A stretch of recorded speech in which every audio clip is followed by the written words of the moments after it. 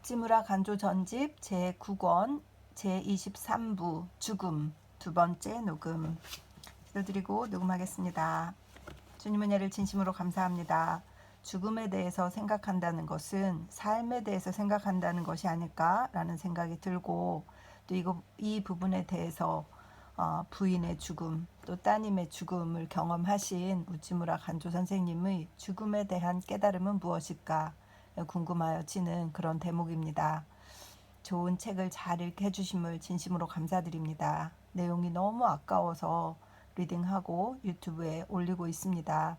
단 한 분의 형제, 단 한 분의 자매라도 리딩을 통하여서 본인들이 궁금했던 것 또는 넘어야 할 궁금증들을 함께 넘어가는 귀한 여정이 되었으면 참 좋겠습니다. 리딩 듣는 분들을 사랑하고 축복합니다. 주님께서 선택하신 이 분들의 신앙이 성장할 수 있도록 인도하여 주시옵소서.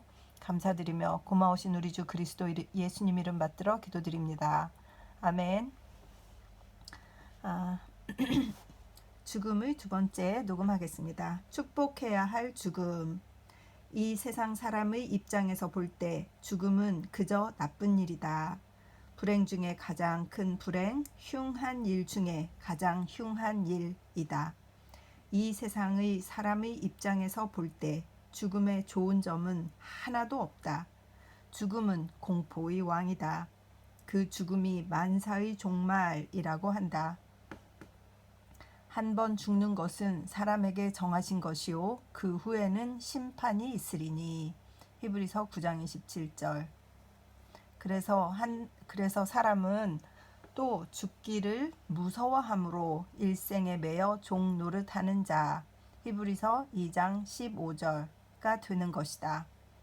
죽음은 만사의 종말이라고 보면 이 세상이 시꺼먼 수위로 덮여 있는 것처럼 보이는 것도 결코 무리는 아니다.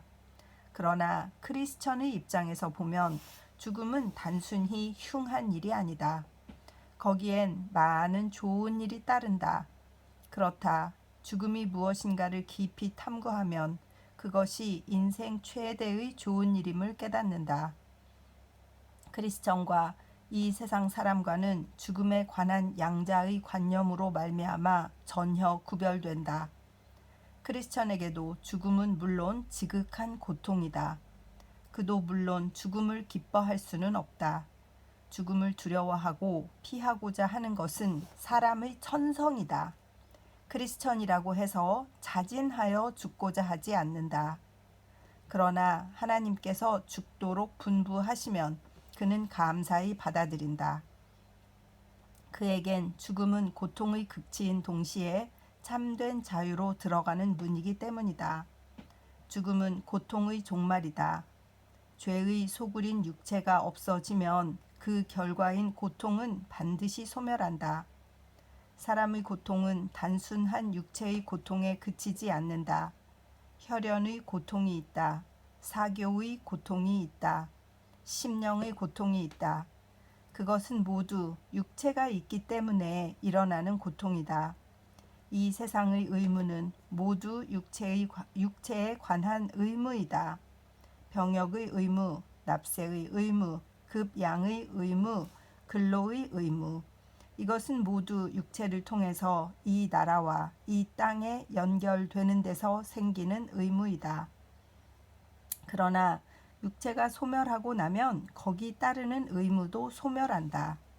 우리는 의무를 역겨워하는 것은 아니지만 그러나 거기에 많은 고통이 따른다는 것은 부정할 수 없는 사실이다. 우리 능력이 책임을 감당하기 어려워 우리는 종종 탄식한다. 우리는 종종 욥과 더불어 외친다. 어찌하여 곤고한 자에게 빛을 주셨으며 마음이 번뇌한 자에게 생명을 주셨는고. 이러한 자는 죽기를 바라도 오지 아니하나니 그것을 땅에 구하기를 땅을 파고 숨긴 보배를 찾음보다 더하다가 무덤을 찾아 얻으면 심히 기뻐하고 즐거워하나니. 욥기 3장 20절 이하. 인생은 쾌락이라고 말하는 자는 아직 인생을 모르는 사람이다. 인생을 성실히 보내고자 하는 사람 치고 크나큰 비통을 느끼지 않는 사람은 없다. 죽음은 인생의 종말인 동시에 고통의 종식이라는 점을 알게 되면 그것이 결코 흉한 일이 아니라는 것을 알게 된다. 육체는 일종의 감옥이다. 그 속에 있는 것은 일종의 감금이다. 영은 가볍고 자유스러운 것이며 육은 무겁고 부자유스러운 것이다. 이 경쾌한 것이 이 무겁고 답답한 것 속에 깃들여 있다. 거기 심한 속박이 있는 것이다. 바울이 말한 내가 원하는 선은 행하지 않고 도리어 원하지 않는 죄송합니다. 오전이라 아직 목이 안 풀렸어요. 도리어 원하지 않는 악을 행하고 있다라는 고민의 말은 자유의 영이 속박의 육에 깃들인 때문에 발하는 말이다. 이토록 영육의 불균형한 결합이 있기 때문에 사람들은 모두 비참한 인간인 것이다. 이런 비참을 느낄 때에 누구나 이 사망의 몸에서 누가 나를 건져내랴 로마서 7장 24절 라고 외치는 소리가 나오는 것이다. 그러나 죽음으로 말미암아 영은 육의 속박에서 벗어날 수 있고 그 감금이 풀리는 것이다. 육에 깃들이고 있는 동안은 사람에게 완전한 자유는 없다. 어떠한 헌법의 보장으로도 그에게 완전한 자유를 줄 수는 없다. 속박은 육이 있음으로 해서 있는 속박이다. 육을 떠날 때까지는 영의 완전한 자유는 없다. 그러기에 말한다. 삶은 질곡이며 죽음은 해탈이다 라고. 죽음은 최대의 해방자이다. 육의 노예는 그것을 통해서 비로소 자유의 천지로 나가는 것이다. 정말 죽음은 최대의 해방자이다 라는 말씀 속에 동의가 되는 것은 병원에서 돌아가시는 분들을 보잖아요. 근데 그 암으로 고통받다가 돌아가시는 분들이 정말 보기에 딱해요. 이제 이렇게 뉴질랜드 같은 나라는 한국은 제가 병원을 근무한 지가 굉장히 오래되었기 때문에 잘 모르겠고 또 그때는 제가 뭐 암 환자로 돌아가시는 분들을 본 적은 없는 병실에 있어서 그 경험이 없었는데 뉴질랜드에 와서 이제 그 전공을 이렇게 바꾸면서 보다가 보니 그리고 또 여기는 주로 노인들이 많으시니까 뭐 암은 또 사실 나이에 상관이 없는 것이기도 하죠. 그런데 그 몰핀 주사를 그 피하 지방 주사로 이렇게 놓고 24시간 투여를 해요. 그래서 환자가 고통을 느끼지 않도록 최대한 도와주거든요. 그 돌아가실 때가 다 되면 그렇기는 해도 너무 괴로우시니까 가끔은 막 토하기도 하고 막 이러잖아요. 그러면 죽고 싶다. 이제 그만 죽었으면 좋겠다. 너무 괴롭다. 그래서 정말 죽음을 해방자로 보는 그런 느낌을 가질 때가 있고 그런 분들이 막 고통스러워 하다가 돌아가시면 이제 저분의 고통이 끝났구나 이런 생각이 들기도 해요. 그래서 이게 지금 무슨 말씀인지 어떤 느낌으로 그 죽음을 기다리는 사람에게 죽음 자체가 해방을 주는 것인지는 굉장히 공감이 가고 왜냐하면 육신의 노예로 살다가 육신을 너무 고통스럽게 만들 때 죽음을 통해서 육신에서 해방되는 것이로구나 이런 생각을 할 때가 많아서 그렇고 한 번은 호흡이 너무 어려워서 막 이제 숨이 너무 가쁘니까 막 얼굴이 창백해져 가지고 이제 갑자기 돌아가신 분이 있었어. 그렇게 빨리 돌아가실 줄은 몰랐는데 그런데 그 막 숨 가쁨의 그 고통이 극에 달하니까 빨리 죽여달라고 나 좀 빨리 죽여달라. 도저히 못 견디겠다. 지금 이 상태로는 살고 싶은 마음이 1도 없다는 거예요. 그 해방자에게 막 부르짖는 거예요. 빨리 나의 이 육신의 노예인 내가 벗어나고 싶다. 막 이렇게 부르짖는 걸 몇 번 보아서 이게 무슨 말씀이신지 저는 조금 짐작이 가요. 그냥 문자로서의 그 육을 속박하고 있는 이 고통에서 죽음은 최대의 해방자이다 라고 얘기할 때 그것을 알겠어요. 조금. 정말. 계속 읽겠습니다. 그러므로 진정한 자유를 사랑하는 사람은 워싱턴, 마찌니, 링컨 등을 영접하는 마음으로 죽음을 환영하는 것이다. 이렇게 보면 죽음은 죽음이 아니다. 신생이다. 죽음을 통해서 새 생명이 시작되는 것이다. 육에 있으면서 장애가 없는 영적 생명은 없다. 육체의 소욕은 성령을 거스리고 성령의 소욕은 육체를 거스리나니 이 둘이 서로 대적하므로 너희의 원하는 것을 하지 못하게 하려 함이니라. 갈라디아서 5장 17절. 영이 완전히 영적이 되고자 한다면 그 적인 육의 소멸을 기하지 않을 수 없다. 그리고 죽음은 영의 장애를 제거하여 자유로운 발달을 이룩하게 한다. 육을 떠난 영은 자연히 성장하여 왕성한 활동을 하게 된다. 영은 육에 깃들이면 한 사람의 영이다. 하지만 육을 떠나면 많은 영과 함께 있게 되는 것이다. 내가 땅에서 들리면 모든 사람을 내게로 이끌겠노라 하시니 요한복음 12장 32절 라고 예수께서 말씀하신 것은 이 점이다. 예수 역시 육을 떠나서 땅에서부터 높이 들려 올라갈 때까지는 모든 사람을 이끌어 당신과 합치게 하실 수는 없었던 것이다. 그분은 또 말씀하셨다. 내가 떠나가는 것이 너희에게 유익이라. 내가 떠나가지 아니하면 보혜사가 너희에게로 오시지 아니할 것이요 가면 내가 그를 너희에게로 보내리니. 요한복음 16장 7절. 이 경우 보혜사란 예수 자신이다. 그분이 가지 않으면, 즉 죽지 않으면 스스로 보혜사가 되어 제자의 영에 임할 수 없다는 뜻이다. 그러기에 그분은 또 말씀하셨다. 내가 진실로 진실로 너희에게 이르노니 한 알의 밀이 땅에 떨어져 죽지 아니하면 한 알 그대로 있고 죽으면 많은 열매를 맺느니라. 요한복음 12장 24절. 육의 죽음은 영의 번식을 위해서 필요하다. 영적 사업이라는 것은 거기 종사하는 사람의 죽음을 기다려서 시작되는 것이다. 펜터코스트의 성령의 강림은 예수 생존 중에는 없었다. 예수는 공자나 석가처럼 70의 장수를 누리며 그 사업을 이룩하시지는 않았다. 그분은 30대 한창 나이에 생명을 버리고 그 영으로서 세상에 임하시어 그것을 당신 속에 화하신 것이다. 비단 예수뿐이 아니다. 영구히 깊이 세상을 감화한 사람은 죽음을 통해서 감화한 것이다. 순교자의 죽음을 통해서 생겨나지 않은 교회는 모두 거짓 교회이다. 목사의 웅변으로 그리스도의 교회를 일으킬 수는 없다. 신앙을 위해서 죽은 사람이 속속 교회 안에 생겨나고 그 영들이 신도들의 영에 깃들이고 그들의 사업을 돕게 될 때까지는 존경하고 신뢰할 만한 그리스도의 교회는 생겨나지 않는다.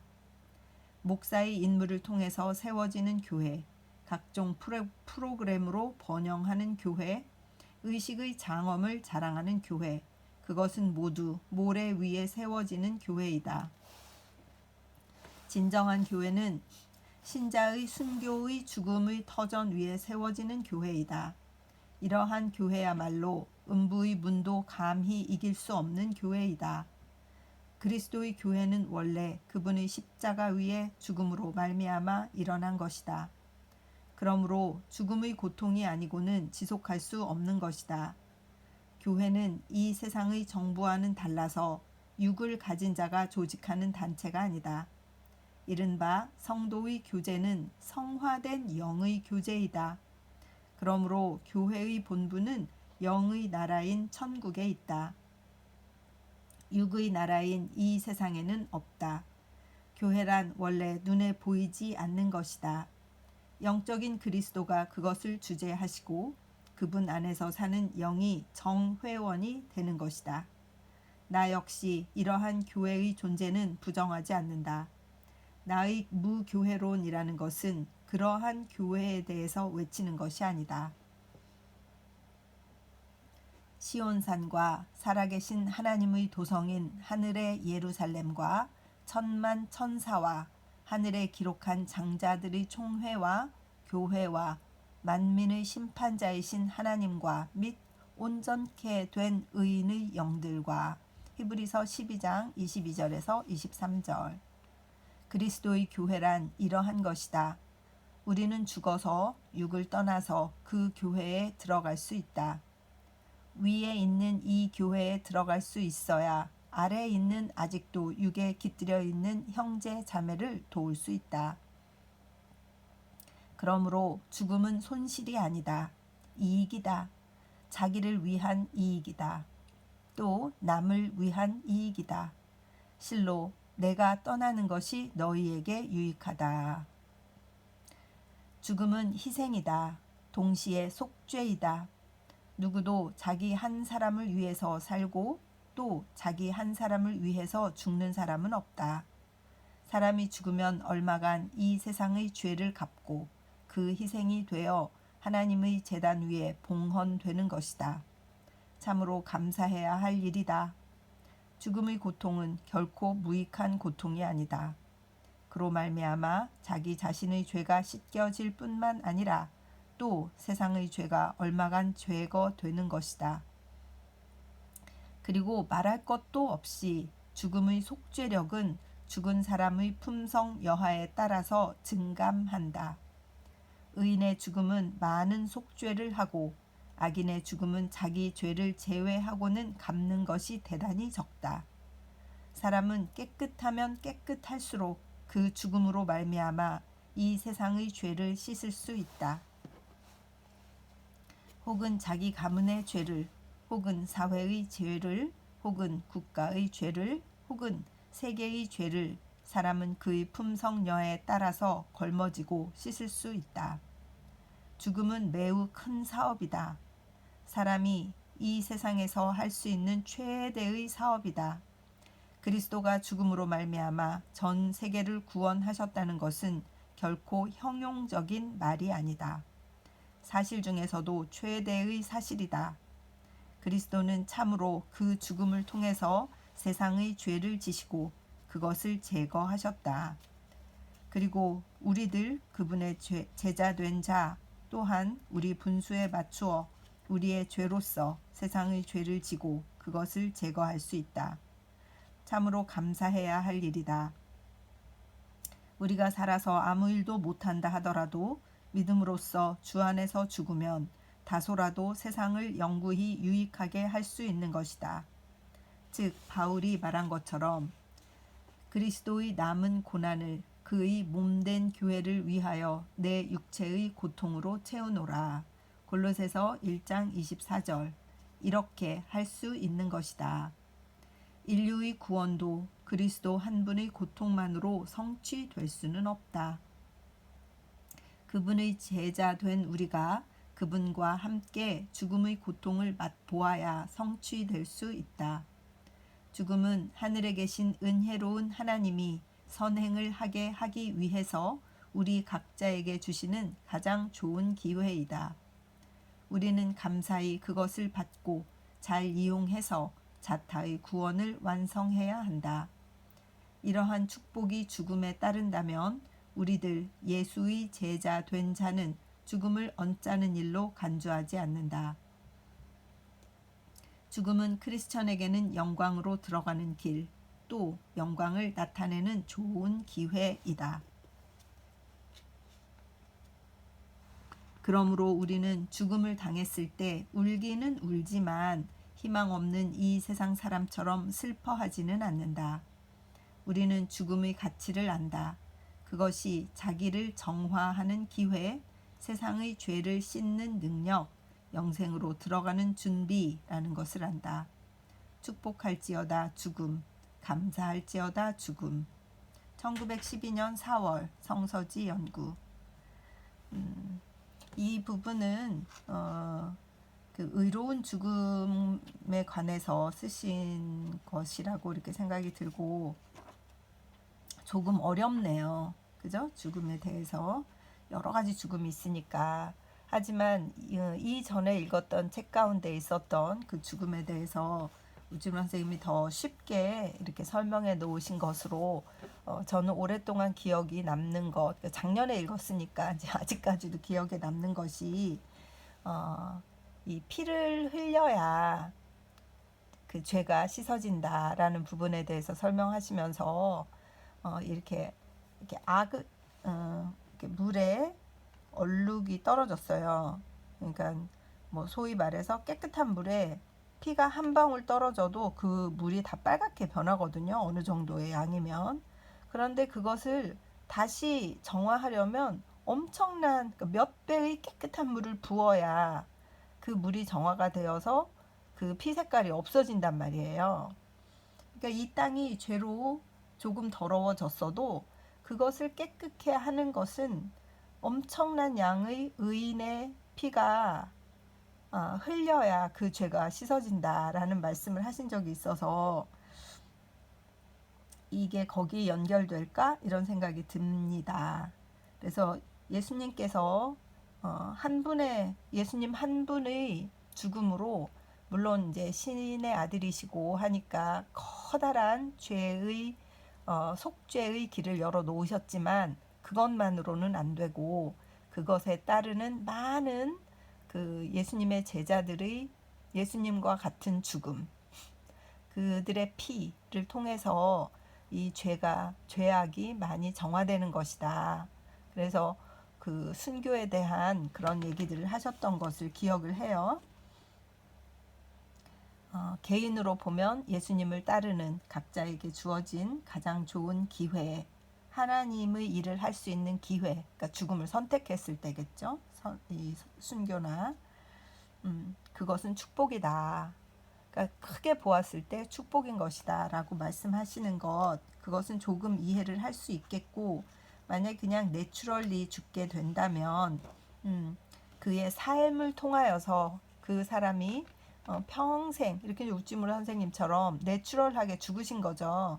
그렇지만 그의 일생을 예수님을 따르는 삶을 살려고 정말 몸부림쳤기 때문에 그분이 돌아가신 후에 일본의 우찌무라 간조 교회가 생기고 그게 이렇게 그 유튜브에 있더라고요. 근데 굉장히 경건하게 저도 봤어요. 뭐 한 30초짜리 이렇게 나와 있던데 교회도 세워지고 또 이렇게 책도 더 널리 퍼지게 되고 예수님의 전도를 하고 싶은 그의 열망이 아직도 100년이 지난 지금도 사라지지 않고 이렇게 퍼지고 있고, 또 만약에 저희 리딩을 통해서 조금이라도 알려진다면 우찌무라의 죽음은 얼마나 값어치 있는 것이었는가, 그의 삶이 얼마나 그가 죽은 후에 더 크게 살아서 움직이는가, 그런 것을 느낄 수 있어서 그런 죽음에 관해서 얘기를 하시는 것일까, 이런 생각이 드는 그런 리딩입니다.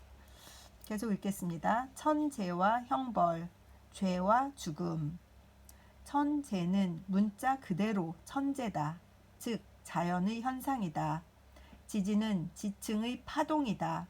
분화는 지열의 방출이다. 이상할 것은 조금도 없다. 천재엔 의지도 없고 도리도 없다. 따라서 그것은 하나님의 형벌은 아닐 것이다.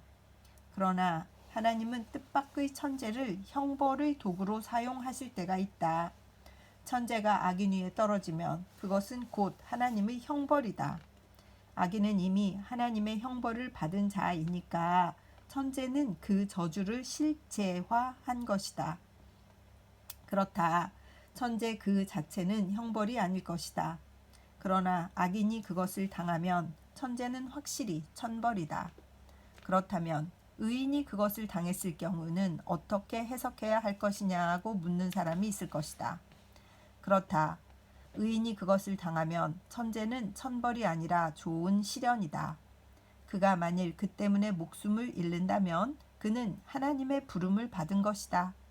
그가 만일 그 때문에 재산을 잃으면 그것은 그의 영혼이 부유해지기 위해서이다.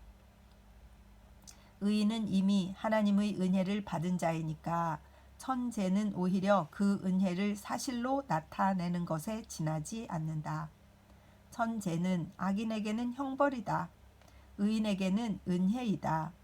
우리가 항상 마음의 대비를 하면 천재에 대비할 수 있다.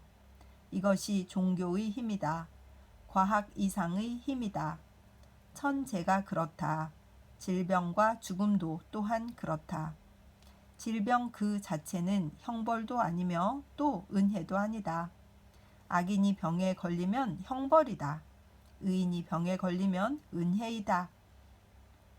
병에 걸리는 자가 반드시 하나님의 저주를 받은 자는 아니다.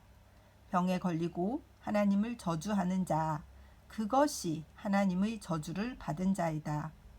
성서에 죄를 통하여 죽음이 들어온다. 로마서 5장 12절 라고 적혀 있다.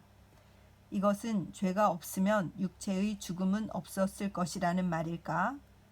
즉, 사람이 죄를 범하기 전에는 생물계에 죽음이라는 것은 없었을 것이고 만물이 모두 다 영원히 존재하였을 것이라는 뜻일까? 그러나 죽음은 자연 현상의 하나일 것이다. 그 육체에 있어서 한 번 죽는 것은 사람에게 정해진 일, 히브리서 9장 27절이 아닐까?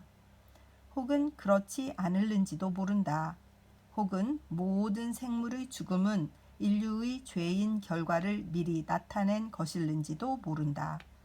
죽음이라는 죽음은 모두 다 죄의 결과로서 죄가 없었으면 죽음은 어떠한 형태로든지 이 세상에 안 왔을지도 모른다. 어떤 신학자는 이 설을 고집하고 있다. 그러나 그것은 주장하기에 대단히 곤란한 설이다. 죽음은 확실히 인류가 이 세상에 나타나기 이전부터 있었다. 죽음은 또 생물의 존재상 필요한 것으로 인정된다. 이 유한한 지상에 만일 죽음이 없었다라면 잠깐 사이에 생물은 모두 다 죽지 않을 수 없게 된다. 죽음은 삶의 필요 조건이다. 죽음이 없으면 삶은 없다. 젊음이 늙음과 교체되지 않으면 진보와 개선은 당장 중지한다. 그렇다면 죄를 통하여 죽음이 들어왔다는 말은 어떤 뜻일까? 그것은 사람이 육체의 죽음을 영혼의 죽음으로 느끼는 것이 아닐까? 즉, 죽음의 그림자를 보고 자신의 사멸을 자각한다는 뜻이 아닐까? 안에 광명이 가득할 때에는 밖에 암흑이 엄습하는 것을 두려워하지 않는 것처럼 영혼에 생명이 가득할 때에는 육체에 죽음이 임하는 것을 두려워하지 않는다. 그러나 내면의 생명이 다하면 그 결과 외면의 죽음을 내면의 죽음과 동일시하게 된다.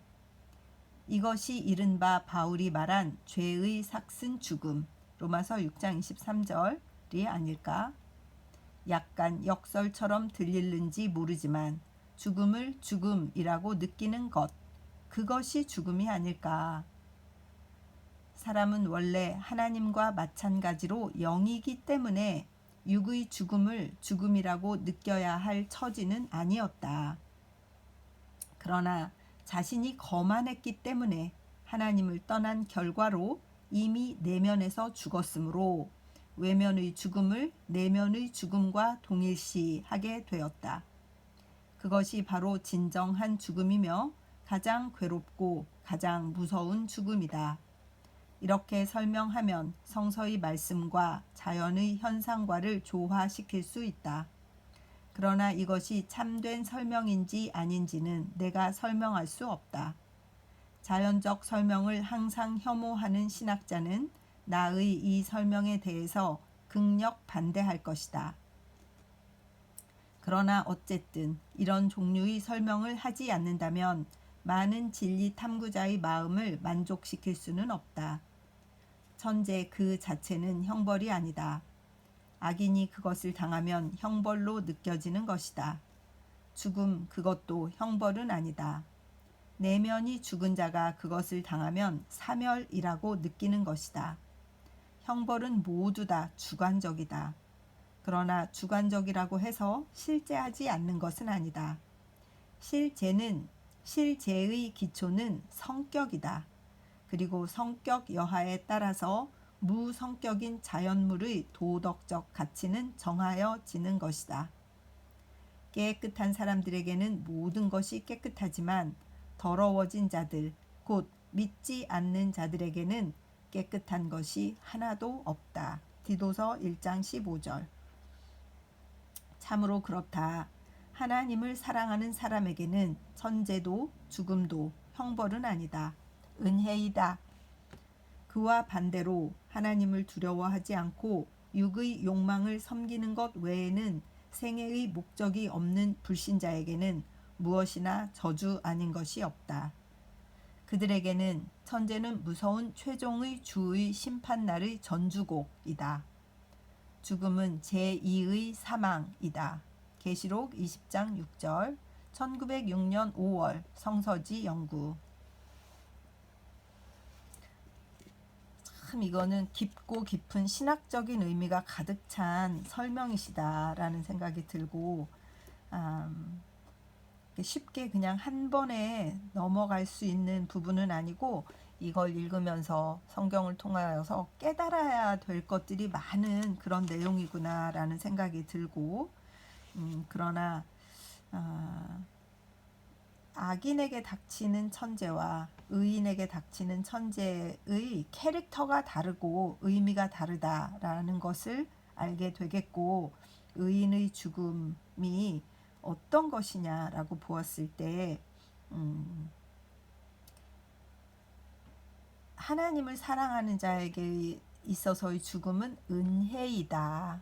그러니까 죽을 때 담담할 수 있고 죽음을 환영할 수 있는 것이고 악인들은 그 자체가 형벌이라고 생각을 하니까 그 죽음이라는 것이 있는데 그것을 바라보는 캐릭터의 데피니션이 각자 너무 다르기 때문에 그것을 맞이하는 태도도 그렇게 다른 것이고 그것을 느끼는 자세도 다른 것이고 그런 것이로구나 하는 것을 다시 한번 생각하게 됩니다. 그래서 우리들은 죽음이 다 누구에게나 다가오잖아요. 모든 사람에게 죽음이 오지. 죽음을 비껴간 사람은 정말 예수님도 죽었다 살아나셨으니까 뭐 에녹이나 엘리야나 예수님이나 이 정도밖에 없으신 거잖아요. 그러니까 우리는 다 죽을 텐데 우리에게 닥치는 죽음 그것은 누구도 피해갈 수 없다. 그러나 그것이 나에게 은혜로 다가올 것이냐 형벌로 다가올 것이냐의 선택을 너 자신이 하라 라는 그 선택권은 우리에게 주어지신 것 같아요. 하나님이 예정하셔서 선택하시지만 결국 인간이 우리의 삶을 어느 방향으로 둘 것이냐. 우리가 육체를 입고 있을 때 죽음은 육체에게 오는 것이니까 내 육체의 주인은 내가 될 수 있잖아요. 내 영혼의 주인은 예수님이시지만 내 영혼이 내 육체의 주인이 동시에 되어서 진정한 주인인 예수 그리스도를 만났을 때 죽음은 나에게 은혜이고 죽음은 나에게 기쁨이다 라는 생각으로 저는 이 리딩을 정리하도록 그렇게 하겠습니다. 죽음의 환희. 우리가 죽으면 그리스도에게로 간다. 즉 바울이 말한 것과 같다. 내가 그 두 사이에 끼었으니 떠나서 그리스도와 함께 있을 욕망을 가진 이것이 더욱 좋으나. 빌립보서 1장 23절. 또는 우리가 이제는 거울로 보는 것 같이 희미하나 그때에는 얼굴과 얼굴을 대하여 볼 것이요. 고린도전서 13장 12절. 우리는 지금 육에 있으면서도 그분을 기리고 있을 뿐이다. 그 때에는 주께서 나를 아신 것 같이 내가 온전히 알리라. 고린도전서 13장 12절 후반절. 우리의 간절한 희망은 주를 성스럽고 아름답게 경배하고자 하는 것이다. 이 희망은 죽은 후에 이루어지는 것이다. 그보다 더 큰 환희가 어디 있겠는가. 이러한 환희가 기다리고 있기에 죽음의 고통은 거의 사라진다. 크리스천에게 죽음은 주님에게로 가는 것이다. 거기 공포가 없을 것은 물론이요 환희가 있을 뿐이다. 육에 있을 때에는 보이지 않는 신앙으로 섬긴 주님을 이제 육을 떠나서 그 면전에서 뵙게 되는 것이다. 죽음에는 고향으로 돌아가는 느낌이 있는 것은 그 때문이다. 즐겁고 또 감사할 일이다. 주님과 만나는 것은 사랑하는 이와 다시 만나는 일이다. 우리들 각자가 죽어서 홀로 아무도 모르는 곳으로 가는 것이 아니다. 벗의 나라로 가는 것이다. 거기엔 가장 친밀한 교제가 있다. 거기엔 오해도 없으며 의혹도 없다. 거기엔 거짓 없는 사랑의 교환이 있다. 죽음의 강 한 줄기를 건너 저편 강변에는 이 사랑의 낙원이 있다. 1913년 5월 성서지 연구. 죽음의 원인. 혹은 체질이 약했기 때문이라고 말하고, 혹은 부모의 주의가 부족했기 때문이라고 말하고, 혹은 의사의 선택을 잘못한 때문이라고 말하고, 혹은 본인이 섭생을 하지 않은 때문이라고 말한다. 죽음의 원인은 이상 4가지 또는 그 밖에서도 찾을 수 있다. 그러나 죽음은 그것만으로 설명할 수는 없다.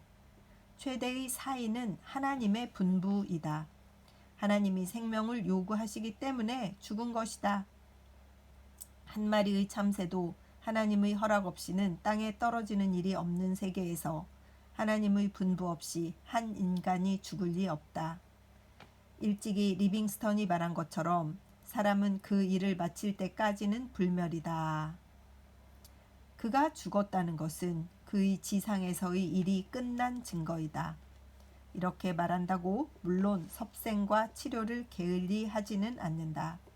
그 까닭은 우리들 인간은 사실로 나타날 때까지는 하나님의 분부를 확실히 알 수 없기 때문이다.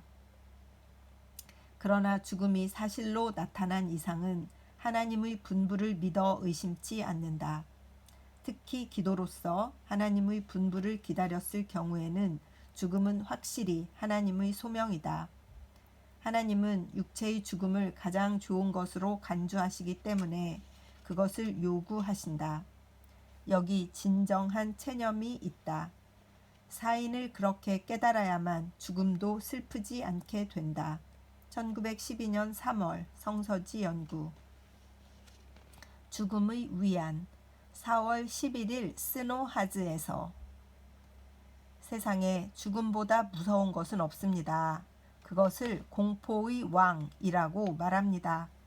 그것을 위안할 만한 것은 천상천하 어디에도 없습니다. 생자필명이라고 말합니다만, 그러나 죽음을 볼 적마다 우리는 새삼 거대한 공포를 느낍니다. 비록 수명을 다한 노인의 죽음이라 하더라도 죽음은 죽음 이외의 아무것도 아닙니다. 무엇으로 죽음을 위안할 것인가? 철학을 통해서도 그것을 위안할 수는 없습니다. 문학을 통해서도 위안할 수는 없습니다. 카알라일과 같은 훌륭한 사람도 그의 아내 제인을 잃고 그가 죽는 날까지 몇 차례나 소리를 질러 한 번만이라도 나의 제인을 다시 만났으면 이렇게 말했다는 것입니다. 밀과 같은 철학자도 그의 아내의 죽음에는 견딜 수 없어서 그 무덤으로부터 멀리 떨어져서 살지 못했다는 것입니다. 사람의 지혜가 아무리 훌륭하더라도 그의 능력이 아무리 강하더라도 그는 죽음을 이길 수 없습니다. 죽음 앞에서는 영웅도 어린아이와 같습니다. 죽음 앞에는 다만 눈물과 상복이 있을 뿐입니다. 무엇으로 죽음을 위안할 것인가? 죽음은 죽음이 아니다 라는 신앙만이 능히 죽음을 위안할 수 있습니다. 사람은 도저히 죽음을 체념할 수 없습니다. 혹 세월이 지나면 죽음을 잊을 수 있겠지요. 그러나 죽음을 단념할 수는 없습니다. 학자가 뭐라고 말하건 철학자가 뭐라고 설명하건 죽은 사람은 죽은 것이라고 들어도 그는 체념할 수 없습니다. 그는 사람은 죽기 위해서 만들어진 것이 아니라는 점을 압니다. 죽음이 인정될 때까지는 그의 마음은 만족하지 않습니다. 그는 그때까지는 마음에 갈구하여 마지 않습니다. 나의 사랑하는 자를 나에게 돌려달라 하고. 복음이란 다른 것이 아닙니다. 그것은 죽음이 사라지고 없음을 알리는 기쁜 소식입니다. 예수께서 가라사대 나는 부활이요 생명이니 나를 믿는 자는 죽어도 살겠고. 요한복음 11장 25절. 그가 죽음을 통해서 죽음의 세력을 잡은 자, 곧 악마를 없이 하고 또 일생 동안 죽음에 대한 공포 때문에 노예가 된 사람들을 해방해 주시기 위한 것이었다. 히브리서 2장 14절에서 15절. 다시는 죽음이 없고 슬픔도 울부짖음도 고통도 없을 것이다. 요한계시록 21장 4절. 이것이 그리스도의 복음의 극치입니다. 복음이 만일 죽음을 능히 위안하지 못한다면 그것은 복음이 아닙니다. 사회를 개혁하는 힘은 따로 있을 것입니다. 가정을 정화하는 힘도 따로 있습니다. 그러나 죽음을 위안할 만한 것은 그리스도의 복음을 제쳐놓고는 달리 없습니다. 죽음을 잊게 할 뿐만 아니라 단순히 죽음을 위안하는 데 그칠 뿐만 아니라 죽음이 없다고 하며 사후의 생명을 약속하는 것은 그리스도의 복음을 제외하고는 달리 없습니다. 복음의 특성과 능력이 여기 있습니다. 즉 그것은 충분히 죽음을 위안합니다. 공포의 왕을 정복합니다. 복음을 믿는 어려움은 적지 않습니다. 혹 10년, 혹 20년, 혹 30년 그것을 탐구하는데 투신해도 얻는 것이라고는 거의 없는 것처럼 느껴질 때가 있습니다. 그 때문에 세상에서 배척을 받고 재산을 잃고 지위를 버리게 되고 가지가지 말할 수 없는 환난에 봉착합니다. 그러나 그 보답은 사랑하는 자의 죽음을 당했을 때 알게 됩니다. 우리는 물론 그때 슬퍼합니다만 그러나 희망 없는 다른 사람처럼 슬퍼하지 않습니다. 우리의 사별의 슬픔은 절망의 슬픔이 아닙니다. 재회의 희망을 지닌 슬픔입니다.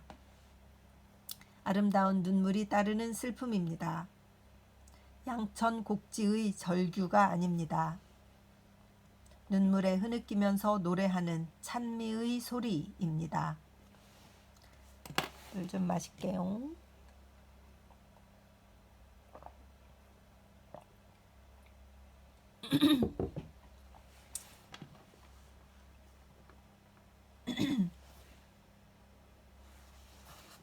그 때를 당해서 그러한 경험을 갖게 되면 여러 해 동안 신앙을 유지해 오느라고 겪은 고통이 모두 다 충분히 보상됩니다. 공포의 왕인 죽음을 위안할 만한 위자, 그것을 얻기 위해서는 일생을 소비해도 아깝지 않습니다. 그리스도의 복음을 믿는 이익은 특히 죽음을 보았을 때 알게 됩니다. 그렇지.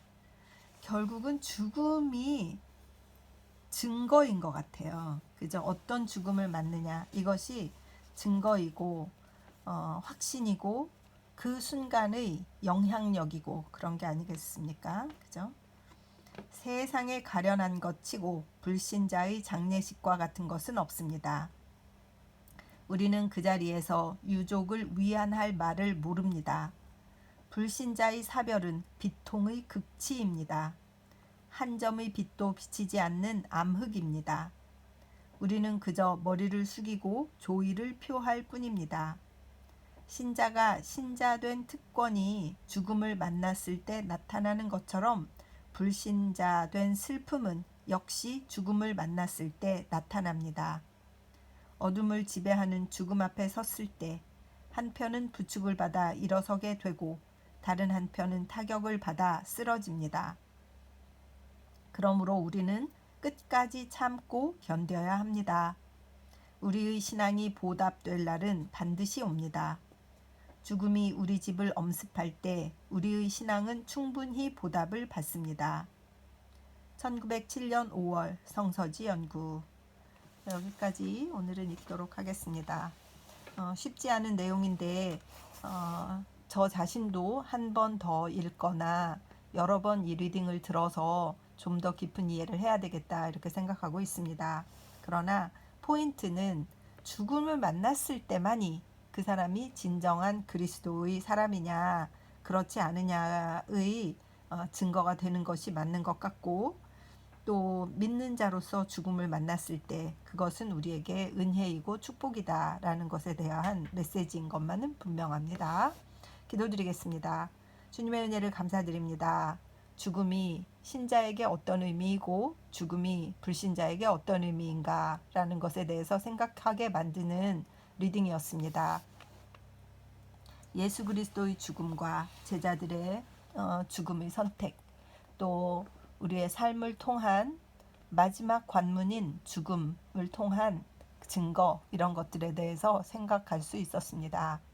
하나님 아버지, 우리가 죽을 때 하나님께 가는, 예수 그리스도로 통한 하나님께 가는 관문이 될 수 있도록 인생을 살면서 이곳 짧은 입시 준비 학원에서 입시의 관문을 통하여서 결국 가야 할 하나님의 나라로 들어가는 것, 그 시험의 기간을 육신을 가졌을 때 잘 준비하는 신앙인들이 될 수 있도록 주님 은혜를 베풀어 주시옵시고 인도하여 주시옵시고 우리를 축복하여 주시옵소서. 또 죽음에 대해서 좀 더 성경적이고 또 신앙적으로 잘 정리하여서 우리의 삶을 지혜롭게 살아갈 수 있도록 인도하여 주시옵소서. 리딩을 듣는 분들을 사랑하고 축복합니다. 우리 함께 하나님 나라에서 다 만나서 그때 우리도 리딩을 들었노라고 서로 교제할 수 있고 서로 기뻐할 수 있고 한 번도 이 세상에서 만나지 못한 사람들일지라도 천국에 가서 서로 만나서 이 이야기를 나눌 수 있으면 어떨까 하는 생각을 하게 됩니다. 우리에게 그러한 기쁨이 기다릴 수 있도록 은혜를 베풀어 주시옵소서. 감사드리며 고마우신 우리 주 그리스도 예수님 이름 받들어 기도드립니다. 아멘. 사랑하고 축복합니다.